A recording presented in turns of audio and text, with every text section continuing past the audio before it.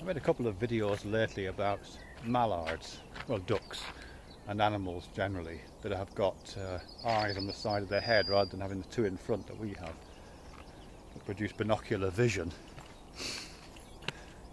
And the one I made yesterday was about whales, and something that Dan Dennett says. He makes this claim that when whales move their heads about like that, they're overlaying the information from the right and left visual fields and producing depth perception that way. I think there's something very interesting about that relationship between individual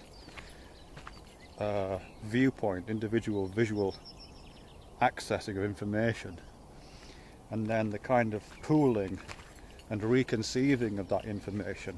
What happens to it when it becomes overlaid with a viewpoint which might be completely the opposite, coming from the opposite side of the head, so to speak.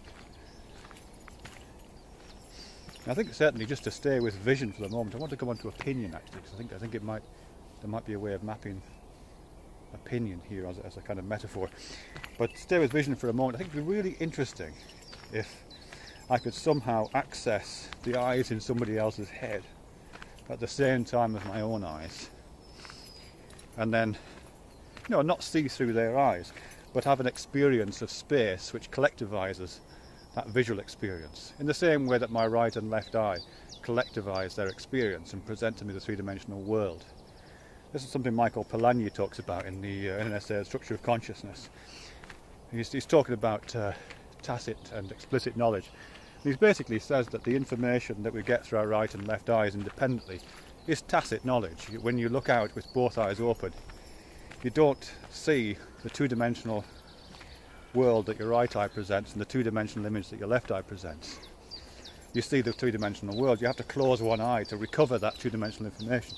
It's tacit, and the only explicit experience you have is, as I say, of the collectivization of that information presented as depth perception. And as I say, it'd be nice to have that realised through someone else's eyes as well as your own. What a mess, someone's come down here and just dumped all that stuff there, look.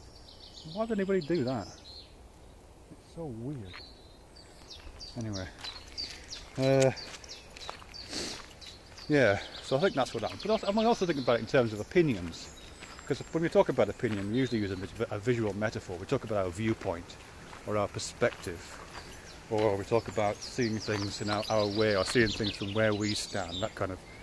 That's the kind of metaphor that plays itself out in opinions, isn't it? So I'm just wondering about that as well. I mean, maybe there's a way of considering, particularly kind of the equivalent of binocular opinions. Opinions that...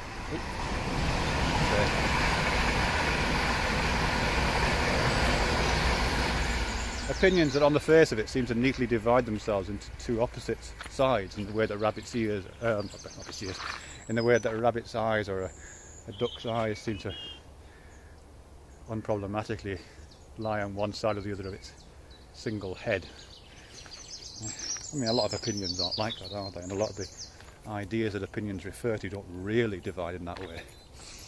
And perhaps some way of regaining the complexity and the depth that binocular vision accesses, or that kind of binocular opinion accesses, is by compiling those opinions, or trying to gain some access of the depth of field that is truly being represented by these consecutive or overlapping visual opinion fields. I don't think I've really explained that at all well. It's just a metaphor I'm playing with. Maybe there's a... Let's go back this way, Pops. Let me try again. So in the same way that the experience of depth, this three-dimensional world that I seem to walk around in the same way that depth, that explicit information of depth, is a result of the tacit information from my right and left eye being collated and processed. So it'd be really interesting to gain direct access to the collective perspectives of opposing opinions, such they presented themselves not as kind of compromises or as battles or as one-sided arguments that you have to kind of go on one side or the other off, because that's just the equivalent of closing one eye, isn't it? But of the true depth of field that's opened up by binocular opinion forming. Fat chance there.